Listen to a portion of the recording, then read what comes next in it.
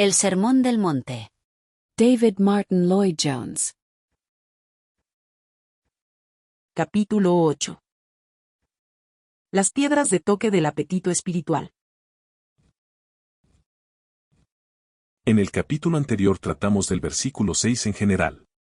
Quiero proseguir el estudio del mismo en este capítulo porque creo que lo que hemos dicho hasta ahora no basta. Es imposible agotar el contenido de esta bienaventuranza. Si queremos sacarle todo el provecho posible al estudio de la misma, debemos estudiarla desde un punto de vista más práctico que el tenido en cuenta hasta ahora. Así voy a hacerlo porque por muchas razones esta es una de las bienaventuranzas clave y una de las más vitales. Vimos que en esta bienaventuranza comenzamos a apartarnos del examen del yo para fijar la atención en Dios. Se trata, desde luego, de un asunto vital, porque lo que hace que muchos tropiecen es precisamente este problema de cómo podemos llegar a Dios. Tenemos derecho, por tanto, a afirmar que este es el único camino de la bendición. A no ser que tengamos hambre y sed de justicia, nunca la conseguiremos, nunca conoceremos la plenitud que se nos promete. Por consiguiente, como se trata de un asunto tan vital, debemos seguirlo estudiando. Indiqué antes que se nos presenta la esencia misma de la salvación cristiana en este versículo. Es una afirmación perfecta de la doctrina de la salvación por gracia. Además, esta bienaventuranza tiene un valor excepcional porque nos da una piedra de toque perfecta que nos podemos aplicar a nosotros mismos, una piedra de toque no solo de la condición en que estamos en cualquier momento, sino también de nuestra posición total. Funciona sobre todo en dos formas. Es una piedra de toque excelente para nuestra doctrina y también una piedra de toque práctica y cabal de nuestra vida. Examinémosla primero como piedra de toque de nuestra doctrina. Esta bienaventuranza se ocupa de las que yo diría son las dos objeciones más comunes contra la doctrina cristiana de la salvación. Resulta interesante observar cómo la gente, cuando se les presenta el Evangelio, suelen alegar dos objeciones. Y todavía resulta más interesante ver que las dos objeciones suelen presentarlas tan a menudo las mismas personas. Tienden a cambiar de una objeción a la otra. Primero, cuando oyen esta afirmación, bienaventurados los que tienen hambre y sed de justicia, porque ellos serán saciados, cuando se les dice que la salvación es exclusivamente por gracia, que es algo que Dios da, que no se puede merecer, que nada se puede hacer respecto a ella más que recibirla, comienzan de inmediato a objetar diciendo, pero esto es hacerlo todo demasiado fácil. Dice que lo recibimos como don, que recibimos perdón y vida, y que uno no hace nada. No puede ser, dicen, que la salvación sea tan fácil, esto es lo primero que dicen. Luego, cuando se les indica que debe ser así debido a la naturaleza de la justicia de la que habla el texto, comienzan a objetar que esto es hacerlo demasiado difícil, tan difícil que viene a resultar imposible. Cuando se les dice que se ha de recibir la salvación como don gratuito, porque lo necesario es que uno sea digno de estar en la presencia de Dios, quien es luz, y en quien no hay tinieblas. Cuando oyen que debemos ser como el Señor Jesucristo mismo y que debemos vivir conforme a estas bienaventuranzas, dicen, bueno, esto es hacernos lo imposible. Andan desorientados acerca de todo este asunto de la justicia. Justicia para ellos significa ser decente y moral. Pero vimos en el capítulo anterior que esta definición de justicia es errónea. Justicia en última instancia significa ser como el Señor Jesucristo. Esta es la pauta. Si queremos poder presentarnos delante de Dios y vivir por toda la eternidad en su presencia, debemos ser como Él. Nadie puede estar en la presencia de Dios si le queda algún vestigio de pecado, se exige una justicia absolutamente perfecta. Esto hay que alcanzar.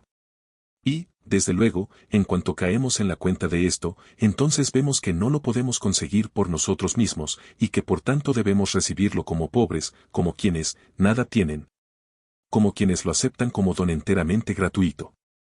Esta bienaventuranza se ocupa de estos dos aspectos. Se ocupa de los que objetan que esta presentación evangélica del Evangelio lo hace demasiado fácil, de los que suelen decir, como se lo oí decir una vez a alguien que acababa de escuchar un sermón que insistió en la participación humana en este asunto de la salvación, gracias a Dios que, después de todo, nos queda algo por hacer. Demuestra que esa clase de persona acepta precisamente que nunca ha entendido el significado de la justicia, que nunca ha visto la naturaleza verdadera del pecado por dentro, y nunca ha visto el modelo que Dios nos presenta. Los que han entendido verdaderamente qué significa la justicia nunca objetan que el Evangelio lo haga todo demasiado fácil. Se dan cuenta de que sin él no les quedaría ninguna esperanza, estarían del todo perdidos. Objetar que el Evangelio hace las cosas demasiado fáciles, u objetar que las hace demasiado difíciles, equivale a confesar que no somos cristianos. El cristiano es el que admite que las afirmaciones y exigencias del Evangelio son imposibles, pero da gracias a Dios porque el Evangelio hace lo imposible por nosotros y nos ofrece la salvación como don gratuito. Y bienaventurados, por tanto, los que tienen hambre y sed de justicia, porque ellos serán saciados. Nada pueden hacer, pero como tienen hambre y sed de ella, serán saciados con ella. Aquí está, pues, la piedra de toque de nuestra posición doctrinal. Es una piedra de toque cabal. Pero recordemos siempre que los dos aspectos de la prueba deben siempre aplicarse juntos. Examinemos ahora la piedra de toque práctica. Esta afirmación es una de aquellas que nos indica con exactitud en qué punto de la vida cristiana nos encontramos. La afirmación es categórica: los que tienen hambre y sed de justicia serán saciados, y por tanto son felices, merecen que se los felicite, son verdaderamente bienaventurados. Esto significa, como vimos en el capítulo anterior, que recibimos de inmediato la plenitud, en un sentido, a saber, que ya no seguimos buscando el perdón. Sabemos que lo tenemos. El cristiano es el hombre que sabe que ha sido perdonado, sabe que la justicia de Jesucristo lo ha cubierto, y dice, justificados, pues, por la fe, tenemos paz para con Dios. No, es que esperamos tenerla. La tenemos. El cristiano recibe esto de inmediato, está completamente satisfecho en cuanto al problema de su posición en la presencia de Dios, sabe que la justicia de Cristo se le imputa y que sus pecados han sido perdonados. También sabe que Cristo, por medio del Espíritu Santo, ha venido a morar en él. Su problema esencial de santificación ha sido resuelto. Sabe que Cristo ha sido hecho para él sabiduría, justificación, santificación y redención, por Dios. Sabe que ya está completo en Cristo de modo que ya no está sin esperanza, aun en cuanto a su santificación. Hay un sentido inmediato de satisfacción en cuanto a esto también, y sabe que el Espíritu Santo está en él y que seguirá actuando en él, así el querer como el hacer, por su buena voluntad. Por tanto mira hacia adelante, como vimos, hacia ese estado final, último, de perfección sin mancha ni arruga ni nada semejante, cuando lo veremos como es y seremos como él, cuando seremos de verdad perfectos. Cuando incluso este cuerpo que es, el cuerpo de la humillación, será glorificado y estaremos en un estado de perfección absoluta. Bien, pues, si este es el significado de la plenitud, sin duda que debemos hacernos preguntas como estas: ¿estamos llenos? ¿Hemos conseguido esta satisfacción? ¿Estamos conscientes de esta relación de Dios con nosotros? ¿Se manifiesta en nuestra vida el fruto del Espíritu? ¿Nos preocupa esto? ¿Tenemos amor a Dios y al prójimo, gozo y paz? ¿Manifestamos paciencia, bondad, amabilidad, mansedumbre, fe y templanza? Los que tienen hambre y sed de justicia serán saciados. Son saciados, lo están y lo son sin cesar. ¿Disfrutamos, por tanto, pregunto, de estas cosas? ¿Sabemos que hemos recibido la vida de Dios? ¿Disfrutamos de la vida de Dios en el alma? ¿Estamos conscientes del Espíritu Santo y de toda su acción poderosa dentro de nosotros, para formar a Cristo en nosotros cada vez más? Si decimos ser cristianos, entonces deberíamos poder contestar afirmativamente a todas estas preguntas. Los que son verdaderamente cristianos son saciados en este sentido. ¿Hemos sido saciados así? ¿Disfrutamos de nuestra vida y experiencia cristiana? ¿Sabemos que nuestros pecados han sido perdonados? ¿Nos alegramos de ello, o seguimos tratando de hacernos cristianos, tratando de hacernos justos? ¿Es todo ello un esfuerzo vano? ¿Disfrutamos de la paz con Dios? ¿Nos alegramos siempre en el Señor? Estas son las pruebas a las que debemos someternos. Si no disfrutamos de estas cosas, la única explicación de ese hecho es que no tenemos verdaderamente hambre y sed de justicia. Porque si tenemos hambre y sed seremos saciados. No hay limitación ninguna, es una afirmación absoluta, es una promesa absoluta: bienaventurados los que tienen hambre y sed de justicia, porque ellos serán saciados. Queda un problema obvio, que es el siguiente: ¿cómo podemos saber si tenemos o no hambre y sed de justicia? Es un problema vital, es lo único por lo que hay que preocuparse. Creo que la forma de hallar la respuesta es el estudio de las Escrituras, como, por ejemplo, Hebreos 11, porque ahí tenemos algunos ejemplos maravillosos de personas que sí tuvieron hambre y sed de justicia y fueron saciados. Si se recorre la Biblia se descubre el significado de esto, sobre todo en el Nuevo Testamento. Luego se pueden completar las biografías bíblicas con la lectura de la vida de algunos de los grandes santos que han enriquecido a la Iglesia de Cristo. Abundan los libros acerca de esto. Lean las confesiones de San Agustín, o las vidas de Lutero, de Calvino, y de Juan Knox. Lean las vidas de algunos de los puritanos más famosos y del gran Pascal. Lean las vidas de esos hombres de Dios de hace 200 años durante el avivamiento evangélico, por ejemplo el primer volumen del diario de Juan Wesley, o la espléndida biografía de Jorge Vittefield. Lean la vida de Juan Fletcher de Madeley. No puedo mencionarlos a todos, hay hombres que disfrutaron de esta plenitud, y cuyas vidas santas fueron la manifestación de ello. Pero el problema es, ¿cómo llegaron a ello? Si queremos saber qué significa el tener hambre y sed de justicia, tenemos que estudiar las Escrituras y luego tratar de entenderlo más a nuestro nivel con la lectura de vidas de personas así. Si lo hacemos así, llegamos a la conclusión de que hay ciertas pruebas que nos podemos aplicar para descubrir si tenemos o no hambre y sed de justicia. La primera prueba es esta: ¿nos damos cuenta de nuestra justicia falsa? Esta sería la primera indicación de que uno tiene hambre y sed de justicia. Hasta que uno no ve que la justicia propia no es nada, o que es, como dice la Escritura, trapos sucios, o, para emplear un término más vigoroso, el que el apóstol Pablo empleó y que algunas personas opinan no debería usarse desde un púlpito cristiano, el término empleado en Filipenses 3, donde Pablo habla de todas las cosas maravillosas que ha hecho y luego nos dice que las considera como excremento, basura, desecho en putrefacción. Esta es la primera prueba. No tenemos hambre y sed de justicia mientras haya en nosotros el más mínimo sentir de autosatisfacción con algo que haya en nosotros, o con algo que hayamos hecho. El que tiene hambre y sed de justicia sabe decir con Pablo: en mí, esto es, en mi carne, no mora el bien. Si queremos seguir dándonos palmadas en el hombro, y sentirnos satisfechos por lo que hemos hecho, ello indica con toda claridad que todavía confiamos en nuestra justicia. Y mientras esto siga sucediendo no seremos nunca bienaventurados. Vemos que tener hambre y sed en este sentido es, como dice John Darby, estar muriendo de hambre, darse cuenta de que estamos muriendo por no tener nada. Este es el primer paso, ver toda la justicia falsa de uno como trapos sucios, y como basura. Pero también significa que estamos profundamente conscientes de nuestra necesidad de liberación, de un Salvador, que vemos en qué estado tan desesperado estamos. Y caemos en la cuenta de que a no ser que un Salvador y la salvación nos sean dados, no hay esperanza para nosotros. Debemos reconocer nuestra situación de desesperanza completa y ver que, si no viene alguien a sostenernos o a hacer algo por nosotros, estamos completamente perdidos. O permítanme decirlo de otro modo. Significa que tiene que haber en nosotros el deseo de ser como los santos mencionados antes. Es una manera muy buena de someternos a prueba.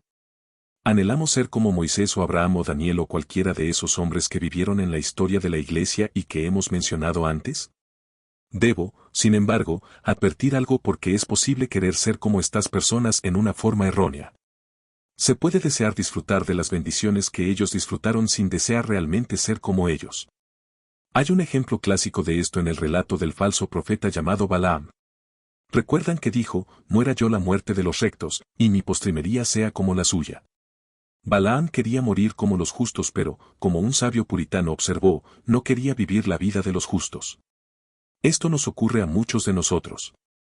Deseamos las bendiciones de los justos, queremos morir como ellos. Claro que no queremos sentirnos desdichados en nuestro lecho de muerte. Deseamos gozar de las bendiciones de esta salvación. Sí, pero si queremos morir como los justos debemos también querer vivir como ellos. Ambas cosas van juntas. Muera yo la muerte de los rectos, si pudiera ver los cielos abiertos y seguir viviendo como ahora, sería feliz. Pero no es así. Debo anhelar vivir como ellos y quiero morir como ellos. Estas, pues, son algunas pruebas preliminares. Pero si no añadimos nada más podríamos concluir que lo único que podemos hacer es permanecer pasivos y esperar que algo suceda. Me parece, sin embargo, que esto es violentar demasiado estas palabras, tener hambre y sed. En ellas hay un elemento activo. Quienes realmente desean algo siempre lo demuestran. Los que desean algo con todo su ser no se sientan a esperar que les llegue. Y este principio se aplica a nuestro caso. Por ello voy a utilizar algunas pruebas más específicas para descubrir si tenemos o no verdadera hambre y sed de justicia. Una de ellas es esta. El que tiene verdadera hambre y sed de justicia evita obviamente todo lo que se opone a tal justicia. No la puedo conseguir por mí mismo, pero puedo abstenerme de hacer lo que se le opone. Nunca puedo hacerme como Jesucristo, pero puedo dejar de andar por los basurales de la vida. Esto forma parte del tener hambre y sed de justicia. Hagamos ciertas distinciones en cuanto a esto. En esta vida hay ciertas cosas que se oponen con claridad a Dios y a su justicia. No cabe la menor duda de ello. Sabemos que son malas, sabemos que son dañinas, sabemos que son pecaminosas. Creo que el tener hambre y sed de justicia significa evitar tales cosas como evitaríamos una plaga. Si sabemos que hay epidemia en una casa, no vamos a ella. Evitamos el contacto con el paciente que tiene fiebre, porque es infeccioso. Lo mismo ocurre en el campo espiritual. Pero no basta esto. Me parece que si tenemos verdadera hambre y sed de justicia no solo evitaremos lo que sabemos que es malo y dañino, sino que también evitaremos lo que tiende a embotar nuestros apetitos espirituales. Hay muchas cosas así, cosas que son inocuas de por sí y perfectamente legítimas. Con todo, si uno descubre que les dedica mucho tiempo y que uno desea menos las cosas de Dios, se deben evitar. Esta cuestión del apetito es muy delicada. Todos sabemos cómo, en el sentido físico, fácilmente podemos perder el apetito, embotarlo, por así decirlo, si comemos entre las comidas principales. Así sucede en el terreno espiritual. Hay muchas cosas que no son condenables por sí mismas. Pero si veo que les dedico mucho tiempo, y que en cierto modo deseo las cosas de Dios cada vez menos, entonces, si tengo hambre y sed de justicia, las evitaré. Me parece que es un argumento de sentido común. He aquí otra prueba positiva. Tener hambre y sed de justicia quiere decir recordar esta justicia de una forma activa. Debemos someter nuestra vida a tal disciplina que la tengamos constantemente presente. Este tema de la disciplina es de vital importancia. Quiero decir que a no ser que a diario y en forma voluntaria y consciente recordemos esta justicia que necesitamos, no es probable que tengamos hambre y sed de ella. El que de verdad tiene hambre y sed de ella se obliga a contemplarla a diario. Pero, dirán, estoy tan ocupado. Mire mi horario. ¿Qué tiempo me queda? Respondo que si tiene hambre y sed de justicia hallará el tiempo. Ordenará su vida diciendo, primero es lo primero, hay prioridades, aunque tengo que hacer esto, eso y aquello, no puedo permitirme el lujo de descuidar esto porque tengo el alma esclavizada. Querer es poder. Es sorprendente cómo encontramos tiempo para hacer lo que deseamos hacer. Si ustedes y yo tenemos hambre y sed de justicia, pasaremos bastante tiempo todos los días pensando en ello. Pero vayamos más allá. La siguiente prueba que voy a aplicar es esta. El que tiene hambre y sed de justicia siempre se sitúa en la senda para adquirirla. No la puede crear ni producir. Pero de todos modos sabemos que hay ciertas sendas por las que les ha llegado a esas personas acerca de las que hemos leído, de modo que uno empieza a imitarlos. Recuerden al ciego Bartimeo. No se podía curar a sí mismo. Era ciego, hiciera lo que hiciere, hicieran los demás lo que hicieren, no podía recuperar la vista. Pero fue a ponerse en la senda de conseguirlo. Oyó decir que Jesús de Nazaret iba a pasar por allá, de modo que se situó en dicho camino. Se acercó lo más que pudo. No podía darse la vista, pero se situó en la senda donde conseguirlo. Y el que tiene hambre y sed de justicia nunca desaprovecha la oportunidad de estar en aquellos lugares donde parece que la gente consigue la justicia. Tomemos, por ejemplo, la casa de Dios, donde nos reunimos para pensar en estas cosas. Me veo con personas que me hablan de asuntos espirituales. Tienen dificultades, desean ser cristianos, dicen. Pero, sea lo que fuere, algo falta. Muy a menudo encuentro que no van a la casa de Dios, o que asisten a la misma con mucha irregularidad. El que quiere de verdad, dice, no puedo perder ni desaprovechar ninguna oportunidad, quiero estar donde se hable de esto. Es de sentido común. Y luego, desde luego, busca la compañía de los que poseen esa justicia. Dice, cuanto más esté con personas santas y religiosas tanto mejor. Veo que esa persona es así, bueno, pues, quiero hablar con ella, quiero pasar tiempo con ella. No quiero pasar mucho tiempo con personas que no hacen ningún bien. Pero con estas personas que tienen esta justicia voy a permanecer en contacto. Luego, lean la Biblia. Este es el gran libro de texto respecto a esto. Vuelvo a hacer una pregunta sencilla. Me pregunto si pasamos tanto tiempo con este libro como con periódicos o con novelas o con películas y otras diversiones, radio, televisión y todas estas cosas. No condeno estas cosas como tales. Quiero dejar bien sentado que mi argumento no es este. Lo que arguyo es que el que tiene hambre y sed de justicia y tiene tiempo para esas cosas debería tener más tiempo para esto es lo que digo. Estudien y lean la Biblia. Traten de entenderla, lean libros acerca de ella. Y luego, oren. Solo Dios puede otorgarnos este don. ¿Se lo pedimos? ¿Cuánto tiempo paso en su presencia? He aludido a las biografías de estos hombres de Dios. Si las leen, y si son como yo, se sentirán avergonzados. Verán que estos santos pasaban 4 y 5 horas diarias en oración, no se limitaban a decir sus oraciones de la noche cuando hubieran estado demasiado fatigados para hacerlo. Dedicaban el mejor tiempo del día a Dios, y los que tienen hambre y sed de justicia saben que es pasar tiempo en oración y meditación para recordar lo que son en esta vida y lo que les espera.